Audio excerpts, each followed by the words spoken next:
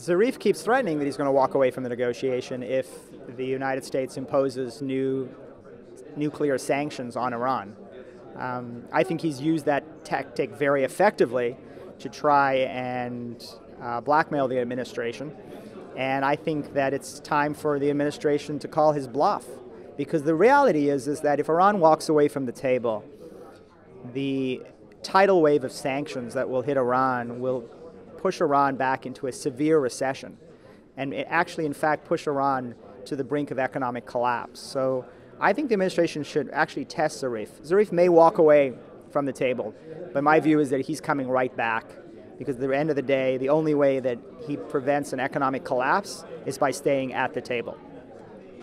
There is talk that if the sanctions are increased, that some of the Congress members are suggesting that they should secure certain conditional sanctions to secure Iran cooperation during the negotiation. So in that case, would you think that 5+1 members, Russia, China, France, or Germany and the others, will stay with the hardening the sanction and more sanctions against Iran in the coalition?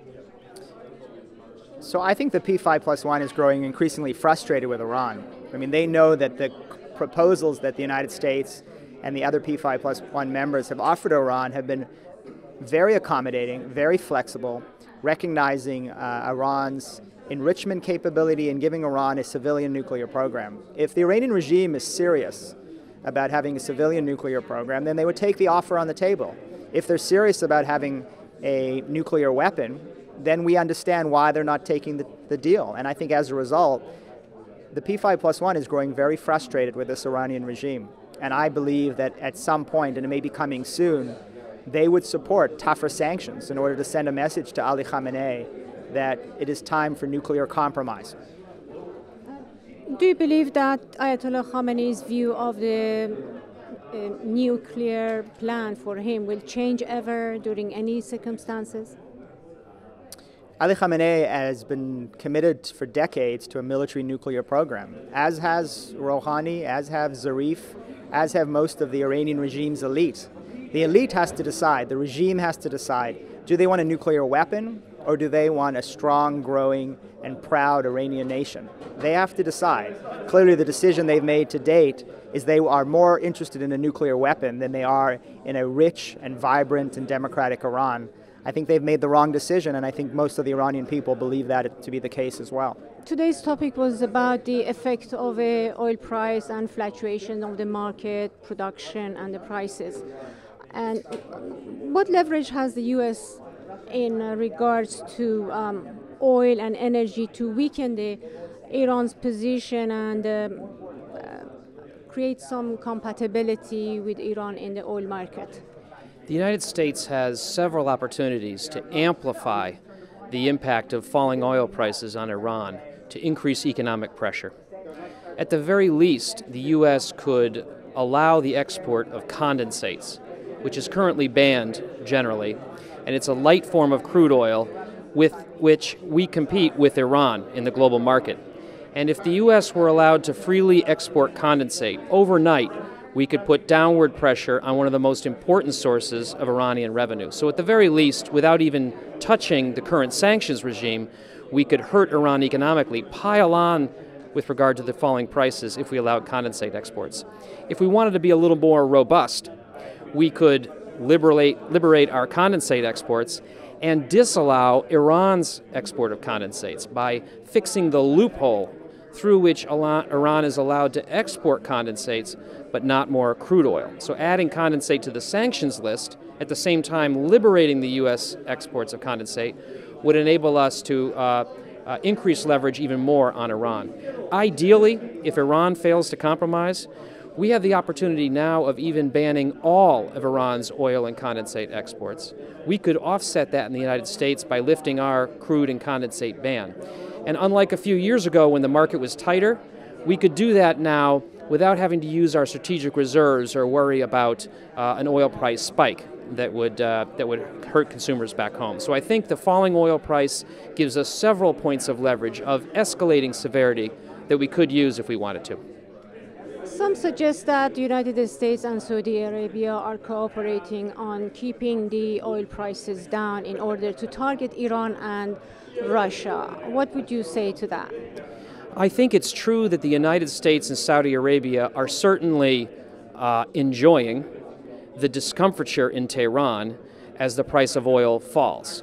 However, that being said, I doubt very much that Saudi Arabia has engineered a price fall in order to hurt Iran. Saudi Arabia has broader concerns about its market share, its revenues, the way the oil market will function in the short and longer term. And I think those decisions led to its decision to refuse to cut supply, which precipitated this price fall. So I think what we have here is really a Saudi oil policy without real consultation with the United States that has produced a sort of a happy co-benefit, which is more pressure on its adversary, Iran, and for that matter, Russia as well. Let's say if the price of oil climbs next year to $80, $90, what effect would you say it will have on Iran and also on negotiation? It would have a beneficial effect on Iran somewhat, remembering that Iran's revenues are held in escrow accounts, so it's not like a normal exporter which gets to bank the dollars that come in every month. It doesn't get the money directly. But it would help Iran in the negotiations because if oil prices rose again, political will to squeeze Iran, to enhance sanctions, would go down. Folks would be concerned that in a rising oil price environment, squeezing Iran more would put further upward pressure on oil prices and gasoline prices. So I think Iran would be doubly helped if it was able to wait until oil prices started rising again in a year or so. In short, in your opinion, which one is more effective or concerning, and nuclear Iran or rise of the oil prices? Nuclear Iran is by far the worst scenario I can imagine for the global oil market and oil prices.